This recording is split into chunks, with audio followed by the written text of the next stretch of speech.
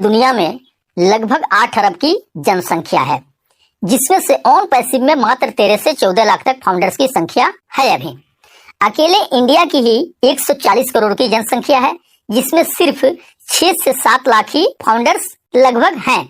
आखिर जब on passive लोगों को गरीबी से निकालकर अमीरी की ओर ले जाने का एक यूनिक मार्ग है, एक यूनिक कॉन्सेप्ट है, तो फिर इतनी बड़ी पॉपुलेशन में सिर्फ इतनी ही फाउंडर्स की संख्या क्यों? दोस्त, इसका जवाब जानने के लिए हमें रामचरितमानस के एक खूबसूरत प्रसंग को समझना पड़ेगा। जब भगवान राम को 14 वर्ष का वनवास हुआ तो उनकी पत्नी माँ सीता ने भी वनवास जाना स्वीकार कर लिया, परंतु बचपन से ही राम की सेवा में रहने वाले लखन जी कैसे राम जी से दूर रह पाते? अपनी माता सुमित्रा से तो लक्ष्मण जी ने आज्ञा ले ली राम के साथ जाने के लिए, परंतु जब पत्नी उर्मिला की कमरे के तरफ बढ़ रहे थे तो सोच रहे थे कि माँ ने तो आज्ञा दे दी, अब उर्मिला को कैसे समझाऊं, क्या कहूंगा? यदि बिना बताए जाऊंगा तो रो रो के जान दे देगी, और यदि बता दिया तो फिर साथ जाने की जिद करने लगेगी और कहने लगेगी यदि सीता जी अपने पति के साथ जा सकती हैं तो मैं क्यों नहीं। दोस्त, हमारे जीवन में होना कुछ और होता है, हम सोचते कुछ और हैं। उधर उर्मिला के मन में कुछ और है, इधर लक्ष्मण जी कुछ और ही सोच रहे हैं। यही सोचते सोचते लक्ष्मण जी जैसे ही अपने शयन कक्ष में पहुंचे तो देखा कि उर्मिला जी आरती का थाल हाथों में लिए पहले से खड़ी थी और बोली, आप मेरी चिंता छोड़ प्रभु की सेवा में बन को जाइए, मैं आपको नहीं रोकूंगी। मेरे कारण आपकी सेवा में कोई बाधा ना आए, इसलिए मैं साथ जाने की जिद भी नहीं करूंगी। लक्ष्मण जी को कुछ कहने में संकोच था, परंतु उनके कुछ कहने से पहले ही उर्मिला जी ने उन्हें संकोच से बाहर निकाल दिया। वास्तव में यही पत्नी का धर्म है, पति संकोच में पड़े उससे पहले ही पत्नी उनके संकोच को दूर कर दे, उनकी मन की बातों को जानकर। पत्नी का प्रेम और त्याग देखकर लक्ष्मण जी भी रो पड़े। उर्मिला जी ने एक दीपक जलाया और विनती की कि मेरी आस को कभी बुझने नहीं देना। लक्ष्मण जी तो चले गए, परंतु 14 वर्ष तक उर्मिला जी ने एक तपस्विनी की तरह कठोर तप किया। वन में भैया भाभी की सेवा में लक्ष्मण जी कभी सोए नहीं। इधर उर्मिला ने भी अपने महलों के द्वार कभी बंद नहीं किए और सारी रात जाग जाग कर उस दीपक की लौ को बुझने नहीं दिया।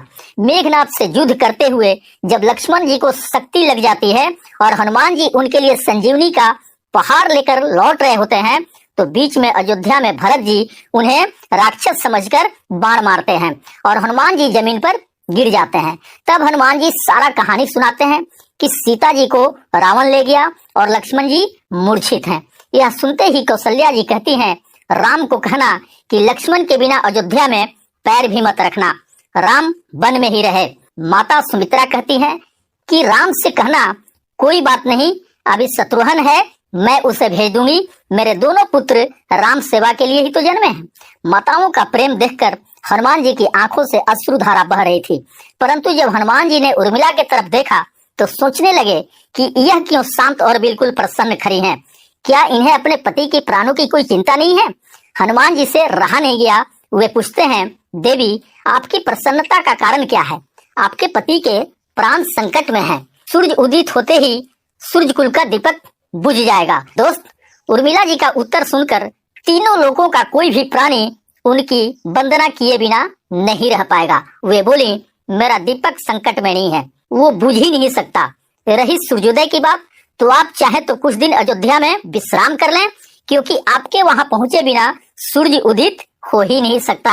आपने कहा कि श्री राम मेरे पति को अपनी गोद में लेकर बैठे हैं, जो योगेश्वर राम की गोदी में लेटा हो काल उसे छू भी नहीं सकता। यह तो ये दोनों लीला कर रहे हैं। मेरे पति जब से बन गए हैं तब से सोए नहीं हैं, उन्होंने नहीं सोने का प्रण लिया था, इसलिए वे थोड़ी देर विश्राम कर रहे होंगे, और जब भगवान की गोद मिल गई तो थोड़ा विश्राम ज्यादा हो गया, वे उठ जाएंगे। मेरे पति की हर सांस में राम है, हर धड़कन में राम है, उनके रोम रोम में राम है, और जब उनके शरीर और आत्मा में सिर्फ राम ही राम है तो शक्ति राम जी को ही लगी, दर्द राम जी को ही हो रहा होगा। इसलिए हनुमान जी आप निश्चिंत होके जाएं, सूर्य उदित नहीं होगा। वास्तव में सूर्य में भी उतनी ताकत नहीं थी कि लक्ष्मण जी के जगने से पहले वो उदित हो जाते। एक पतिव्रता तपस्विनी का तप उनके सामने खड़ा था और मेघनाथ को भी लक्ष्मण जी ने नहीं, अयोध्या में बैठी एक तपस्विनी उर्मिला ने मारा। दोस्त, वास्तव में राम राज्य की नींव जनक की बेटियां ही थी, कभी सीता तो कभी उर्मिला। भगवान राम ने तो केवल राम राज्य का कलश स्थापित किया, परंतु वास्तव में राम राज्य इन सब के प्रेम, त्याग, समर्पण और बलिदान से ही आया। उर्मिला जी को विश्वास था कि लक्ष्मण जी के साथ कोई अनहोनी हो ही नहीं सकता। उन्हें अयोध्या में आना है तो आना है, और सारी दुनिया जानती है कि मरणासन अवस्था से निकलकर सामान्य अवस्था में आ गए लक्ष्मण जी। दोस्त, विश्वास में बहुत बड़ी शक्ति होती है। ठीक उर्मिला जी की तरह जिनको विश्वास है कि ऑन पैसिव के साथ कभी कोई निगेटिविटी हो ही नहीं सकता, इसे दुनिया में आना है तो आना है, इसे दुनिया का सबसे बड़ा ऑर्गेनाइजेशन बनना है तो बनना है, इसे एक एक फाउंडर्स के सपनों को पूरा करना है तो करना है, चाहे इसके बारे में कोई कितना भी निगेटिव बोले, इसे दुनिया में आना ही है मानव कल्याण के लिए। दोस्त, उर्मिला जी की तरह जिनके दिल की गहराइयों से विश्वास है, बस वही फाउंडर बन पाए हैं और वही टिके हैं ऑन पैसिव में। दोस्त, उर्मिला जी की तरह यहाँ एक एक फाउंडर्स आशा के दीपक जलाए हुए हैं कि चाहे कुछ भी हो जाए, ऑन पैसिव को दुनिया में आना है और फाउंडर्स के एक एक सपनों को साकार करना है। आपके उज्जवल भविष्य की कामनाओं के साथ मिलते हैं नेक्स्ट वीडियो में। थैंक यू दोस्त, धन्यवाद।